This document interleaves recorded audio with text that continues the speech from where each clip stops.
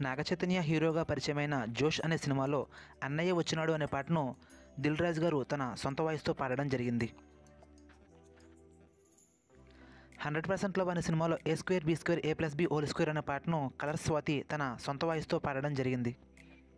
King Nagarjuna Srikanth తనయుడు రోషన్ హీరోగా వచ్చిన 'నిర్మలా కార్మెంట్' అనే సినిమాలో 'కొత్త కొత్త భాష కొత్త ప్రేమ భాష' అనే పాటను తన సొంత వాయిస్తో పాడడం జరిగింది. విక్టరీ వెంకటేష్ గారు 'గురు' సినిమాలో 'జింగిడి జింగిడి జింగిడి' అనే పాటను తన సొంత వాయిస్తో పాడడం జరిగింది. శృతి హాసన్ 'ఈనాడు' అనే సినిమాలో 'నింగి హద్దు ఈనాడు' అనే పాటను తన సొంత వాయిస్తో పాడడం జరిగింది. రవితేజ హీరోగా వచ్చిన 'వీడే' అనే సినిమాలో 'అడుగడుగా వస్తున్నాడు' అనే పాటను తెలంగాణ శకుంతల గారు సొంత వాయిస్తో పాడడం జరిగింది.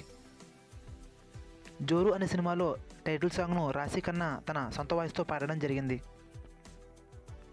'గబ్బర్ సింగ్' మూవీలో 'మందుబాబులం మేము మందుబాబులం' అనే పాటను కోట శ్రీనివాసరావు గారు తన సొంత వాయిస్లో పాడడం జరిగింది. 'బామ మాట బంగారు బాట' అనే సినిమాలో 'ఢిల్లీకి రాజా అయినా' అనే పాటను భానుమతి గారు తన సొంత వాయిస్లో పాడడం జరిగింది. ఎన్టీఆర్ 'రభస' సినిమాలో 'రాకాసి రాకాసి' అనే పాటను, 'నాన్నకు ప్రేమతో' సినిమాలో 'ఫాలో ఫాలో' అనే సాంగ్ను తన సొంత వాయిస్తో పాడడం జరిగింది. చిరంజీవి గారు 'మొగరాజు' సినిమాలో 'ఏ చాయ్ చటుక్కున తాగురాబాయ్' అనే పాటను తన సొంత వాయిస్తో పాడడం జరిగింది. సిద్ధార్థ్ 'బొమ్మరిల్లు' సినిమాలో 'అప్పుడో ఇప్పుడో' అనే పాటను తన సొంత వాయిస్తో పాడడం జరిగింది. మంచు లక్ష్మి 'దొంగాట' అనే సినిమా ద్వారా 'ఏందిరా మీ మగాళ్ళ గొప్ప' అనే పాట ద్వారా తన సొంత వాయిస్ను వినిపించడం జరిగింది. పవర్ స్టార్ పవన్ కళ్యాణ్ గారు 'జానీ' 'అత్తారింటికి దారేది' 'అజ్ఞాతవాసి' సినిమా ద్వారా తన సొంత వాయిస్ను వినిపించడం జరిగింది.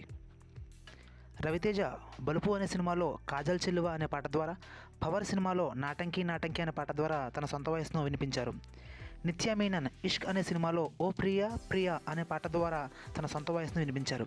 అదే 'ఇష్క్' సినిమాలో హీరో నితిన్ 'కోడిబాయ లచ్చమ్మది' అనే పాట ద్వారా తన సొంత వాయిస్ను వినిపించడం జరిగింది.